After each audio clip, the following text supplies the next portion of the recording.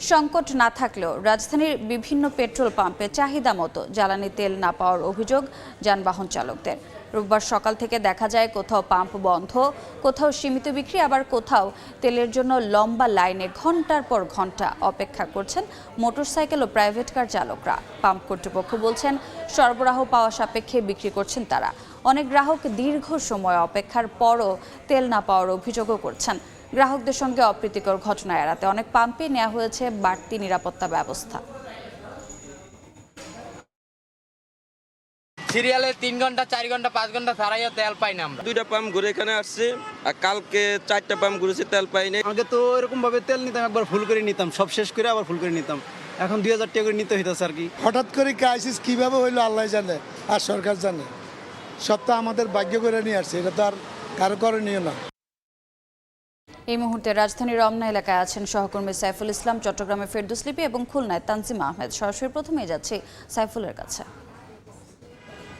সাইফুল, আজও রাজধানীর ঢাকায় বিভিন্ন পাম্প ঘুরেছি মানুষের দুর্ভোগ, কষ্ট এবং ঘন্টার পর ঘন্টা লাইনে থাকাটা, কিভাবে একটু তেল নামক সোনার হরিণের জন্য দীর্ঘক্ষণ প্রায় ঘন্টার পর ঘন্টা দাঁড়িয়েছিল। আমরা এখানে যদিও এখানকার গ্রাহকদের সাথে কথা বলে, চালকদের সাথে কথা বলেছি, তারা বলছেন যে হয়তো অল্প কিছু সময় এখানে অপেক্ষা করতে হচ্ছে তাদের। কিন্তু রাজধানীর অন্যান্য পাম্পের পরিস্থিতি আমরা দেখেছি, কোথাও 1 ঘন্টা 2 ঘন্টা বা 3 ঘন্টার বেশি সময় ধরে অপেক্ষা করতে আমরা শুনেছি।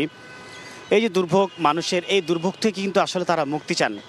তাদের চাওয়া হচ্ছে যে এই যে পরিস্থিতি, এই পরিস্থিতিটা কেননা বারবারই সরকার পক্ষ থেকে বলা হচ্ছে যে দেশে কোনো জ্বালানির সংকট নেই, তেলের সংকট নেই, তারপরেও পাম্প থেকে সরবরাহ কমের অজুহাতে এই যে রাজধানী কেন্দ্রিক পাম্পে যে জটিলতাটা তৈরি হয়েছে, তার থেকে আসলে মুক্তি চান এখানকার আগত চালকরা, ড্রাইভাররা। বলছেন যে ঘন্টার পর ঘন্টা লাইনে দাঁড়িয়ে তাদের যে কর্মঘণ্টা সেটি নষ্ট হচ্ছেন, অফিসে সময় মতো পৌঁছাতে পারেননি অনেকে। বিশেষ করে আজকে যখন স্কুল, কলেজ, ইউনিভার্সিটি, রাজধানী কেন্দ্রিক শহরের চাকরিজীবী যারা আছেন তাদের যখন পুরোপুরি কর্মব্যস্ততা বেড়েছে, সেই সাথেও কিন্তু গাড়ির চাপও বেড়েছে। সেই চাপটাই কিন্তু পুরোপুরি রাজধানীর এই যে এলাকাগুলিতে সেটি কিন্তু দেখা যাচ্ছে। তো সর্বোপরি বলা যায় যে এখানকার যে পরিস্থিতি, সেই পরিস্থিতি যে দিনের পর দিন কতটা আরও গভীরে যাচ্ছে, সেই গভীরতা থেকে কিন্তু মুক্তি চান চালক বা ড্রাইভাররা। তাদের দাবি পাম্পে যেন পুরোপুরি সরবরাহ করে জ্বালানি তেল। চট্টগ্রাম আছে আমাদের আরেক সহকর্মী রিপি, যাচ্ছি সেখানকার তেল সরবরাহের পরিস্থিতি জানতে।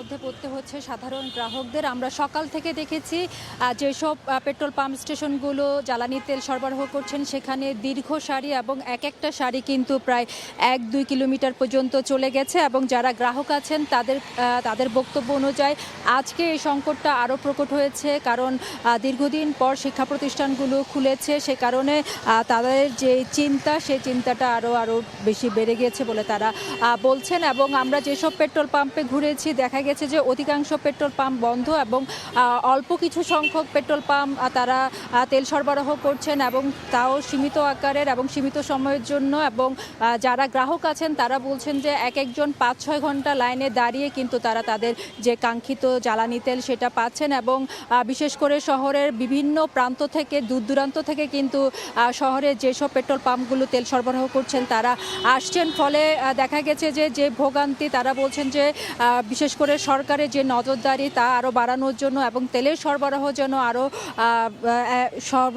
আরও বাড়ে, সে দাবি তারা করছেন। এবং প্রশাসনের পক্ষ থেকে আমরা দেখেছি যে এই সংকটে যেন কেউ অবৈধ মজুত না করে, সে কারণে কিন্তু বিভিন্ন ধরনের নজরদারি তারা রাখছেন। বিশেষ করে ডিপো, পাম্প স্টেশনগুলো এবং যেসব তেল সংশ্লিষ্ট প্রতিষ্ঠানগুলো আছে সেখানে তারা বিভিন্ন অভিযান পরিচালনা করেছেন। গতকাল মধ্যরাতেও পতেঙ্গায় আমরা দেখেছি যে একটি মিয়ানমারে পাচারকালে একটি বোটকে আটক করা হয়েছে। এর আগের দিনও প্রায় 6000 লিটার ডিজেল সহ একটি প্রতিষ্ঠানকে কিন্তু তারা জব্দ করেছেন। এবং প্রশাসনের পক্ষ থেকে কিন্তু অবৈধ মজুত ঠেকানোর জন্য সব প্রস্তুতি নিয়েছে বলে আমাদেরকে জেলা প্রশাসনের পক্ষ থেকে জানানো হয়েছে। তো এই ছিল আমার কাছে চট্টগ্রাম থেকে সর্বশেষ। আমরা খুলনায় চলে যাব তানজিনা আহমেদের কাছে, তিনি সেখানকার পরিস্থিতি জানাবেন। ফিলিং স্টেশনগুলোতে যানবাহনের দীর্ঘ সারি এটি গত কয়েকদিন ধরেই খুলনার নিয়মিত চিত্র হয়ে উঠেছে এবং আসলে এই মুহূর্তে আমরা খুলনা নগরীর পাওয়ার হাউস মোড়ে রয়েছে। এখানে রাস্তার দুই পাশে দুটি ফিলিং স্টেশন রয়েছে, দুটিতে আসলে দীর্ঘ সারি যানবাহনের এবং এই চাপ সামলাতে কিন্তু পাম্প কর্তৃপক্ষের হিমশিম খেতে হচ্ছে। একই সাথে জানিয়ে রাখতে চাই যে গত এক সপ্তাহের বেশি সময় ধরে আসলে একই রকম চিত্র, যানবাহনের নিয়মিত আসলে তারা অপেক্ষা করছেন তেল নেওয়ার জন্য এবং এর ফলে কিন্তু আসলে বিভিন্ন অপ্রীতিকর ঘটনাও ঘটেছে বলে আমরা জানতে পেরেছি। যেমন গতকাল রাতে পাওয়ার হাউস মোড়েরই মেঘনা পেট্রোলিয়াম নামে একটি ফিলিং স্টেশন, সেখানে তেল না থাকায় বিক্ষুব্ধ এক ব্যক্তি পাম্প কর্তৃপক্ষকে বিভিন্ন ধরনের হুমকিও দেয়, পরে তাকে পুলিশ হেফাজতে নেয়।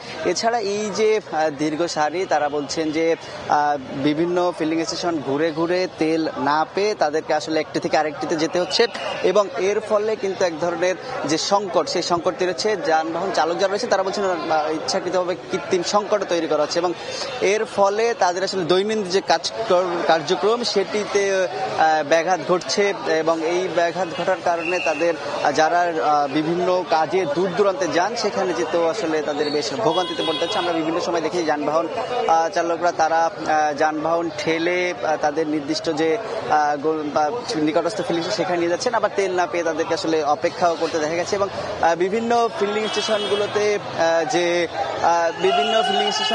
যে আইন শৃঙ্খলা বাহিনীর সদস্য আসলে নিয়োজিত করা হয়েছে, তাদের যে স্বাভাবিক কার্যক্রম সেটির জন্য আসলে সব মিলিয়ে এক ধরনের চাপ এবং উদ্বুদ্ধ পরিস্থিতি নিয়ন্ত্রণে আসলে পাম্প কর্তৃপক্ষ সহ আইন শৃঙ্খলা বাহিনীকেও কিছুটা হিমশিম খেতে হচ্ছে। তো খুলনা নগরী থেকে ফিলিং স্টেশনগুলো জ্বালানি তেল সরবরাহের যে খবর এবং যানবাহনের দীর্ঘ সারি আমার কাছেই ছিল সর্বশেষ। সরাসরি যুক্ত ছিলাম খুলনা, চট্টগ্রাম এবং রাজধানীর রমনা এলাকায়।